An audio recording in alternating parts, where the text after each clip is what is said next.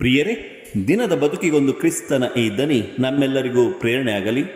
ಪ್ರಭುವಿನ ದೈವ ದರ್ಶನದ ಪೂರ್ವವಾರ, ಜನವರಿ 2, 2025 ಶುಕ್ರವಾರ. ಸಂತ ಯೋವಾನನು ಬರೆದ ಪವಿತ್ರ ಶುಭ ಸಂದೇಶದಿಂದ ವಾಚನ. 1ನೇ ಅಧ್ಯಾಯ 19ರಿಂದ 28ರವರೆಗಿನ ವಚನಗಳು. ಆ ಕಾಲದಲ್ಲಿ ಜೆರುಸಲೇಮಿನ ಯೆಹೂದ್ಯ ಅಧಿಕಾರಿಗಳು ಯಾಜಕರನ್ನೂ ಲೇವಿಯರನ್ನೂ ಯೋವಾನನ ಬಳಿಗೆ ಕಳುಹಿಸಿದರು. ಇವರು, ನೀನು ಯಾರು ಎಂದು ಪ್ರಶ್ನಿಸಿದರು. ಯೋವಾನನು ಅದಕ್ಕೆ ಉತ್ತರವಾಗಿ, ಅಭಿಷಿಕ್ತನಾದ ಲೋಕೋದ್ಧಾರಕ ನಾನಲ್ಲ ಎಂದು ಸ್ಪಷ್ಟವಾಗಿ ಹೇಳಿದನು. ಏನನ್ನು ಮರೆಮಾಚಲಿಲ್ಲ. ಹಾಗಾದರೆ ನೀನು ಎಲಿಯನೋ ಎಂದು ಕೇಳಲು, ಅಲ್ಲ ಎಂದನು. ನೀನು ಬರಬೇಕಾಗಿದ್ದ ಪ್ರವಾದಿಯಿರಬಹುದೇ ಎಂದು ಅವರು ಮತ್ತೆ ಕೇಳಲು, ಅದೂ ಅಲ್ಲ ಎಂದು ಮರುನುಡಿದನು. ಹಾಗಾದರೆ ನೀನು ಯಾರೆಂದು ನಮಗೆ ತಿಳಿಸು, ನಮ್ಮನ್ನು ಕಳುಹಿಸಿದವರಿಗೆ ನಾವು ಉತ್ತರ ಕೊಡಬೇಕಾಗಿದೆ. ನಿನ್ನನ್ನು ಕುರಿತು ನೀನು ಏನು ಹೇಳುತ್ತೀ ಎಂದು ಅವರು ಮತ್ತೊಮ್ಮೆ ಕೇಳಿದರು.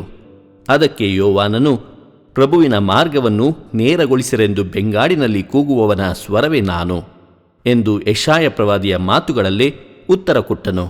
ಆಗ ಫರಿಸಾಯರ ಕಡೆಯಿಂದ ಬಂದಿದ್ದ ಕೆಲವರು, ನೀನು ಲೋಕೋದ್ಧಾರಕನಾಗಲಿ ಎಲಿಯನಾಗಲಿ ಬರಬೇಕಾಗಿದ್ದ ಪ್ರವಾದಿಯೇ ಆಗಲಿ ಅಲ್ಲವೆಂದ ಮೇಲೆ ಸ್ನಾನದೀಕ್ಷೆ ಕೊಡುವುದೇಕೆ ಎಂದು ಪ್ರಶ್ನಿಸಿದರು. ಪ್ರತ್ಯುತ್ತರವಾಗಿ ಯೋವಾನನು, ನಾನು ನಿಮಗೆ ನೀರಿನಿಂದ ಸ್ನಾನದೀಕ್ಷೆ ಕೊಡುತ್ತಿದ್ದೇನೆ.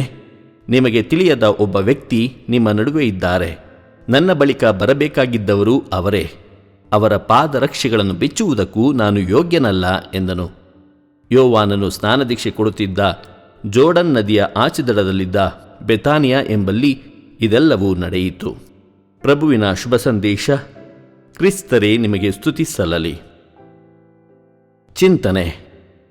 ಪ್ರಭು ಯೇಸು ಕ್ರಿಸ್ತರಲ್ಲಿ ನನ್ನ ಆತ್ಮೀಯ ಸಹೋದರ ಸಹೋದರಿಯರೇ, ನೀವು ನಿತ್ಯವೂ ಕ್ರಿಸ್ತನನ್ನು ಅಂಗೀಕರಿಸಿದರೆ ನಿಮಗೆ ನಿತ್ಯ ಜೀವ ಲಭಿಸುವುದು, ಮತ್ತು ಅಂಗೀಕರಿಸದಿದ್ದರೆ ನಿತ್ಯ ಜೀವವನ್ನು ನೀವು ಕಳೆದುಕೊಳ್ಳುವಿರಿ. ಆತ್ಮೀಯರೇ, ಕ್ರಿಸ್ತನನ್ನು ಅಂಗೀಕರಿಸುವವನು ಪಿತನನ್ನು ಅಂಗೀಕರಿಸುವನು ಎಂದು ಸಂತ ಯೋವಾನನು ಇಂದಿನ ವಾಚನದಲ್ಲಿ ತಿಳಿಸುತ್ತಾನೆ. ಹಾಗಾದರೆ ಕ್ರಿಸ್ತನನ್ನು ಅಂಗೀಕರಿಸಲು ನಾವೇನು ಮಾಡಬೇಕು? ಕ್ರಿಸ್ತನೇ ನಮ್ಮ ರಕ್ಷಕನೆಂದು ವಿಶ್ವಾಸಿಸಲು ಪ್ರಾರಂಭಿಸಬೇಕು. ಹಳೆ ಒಡಂಬಡಿಕೆಯ ಕೊನೆಯ ಹಾಗೂ ಹೊಸ ಒಡಂಬಡಿಕೆಯ ಪ್ರಥಮ ಪ್ರವಾದಿಯೇ ಸಂತ ಸ್ನಾನಿಕ ಯೋವಾನ. ಇವರು ಹಳೆಯ ಮತ್ತು ಹೊಸ ಒಡಂಬಡಿಕೆಯ ಸುಭದ್ರ ಕೊಂಡಿ.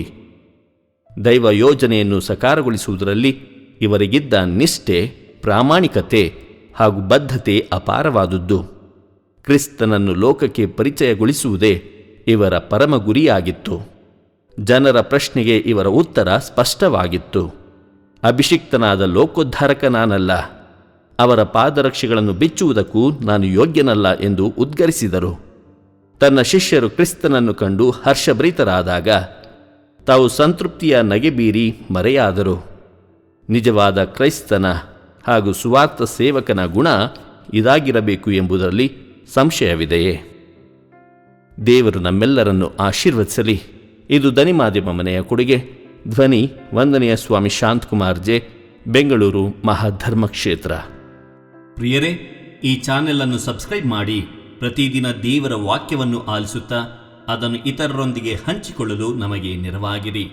ಧನ್ಯವಾದಗಳು.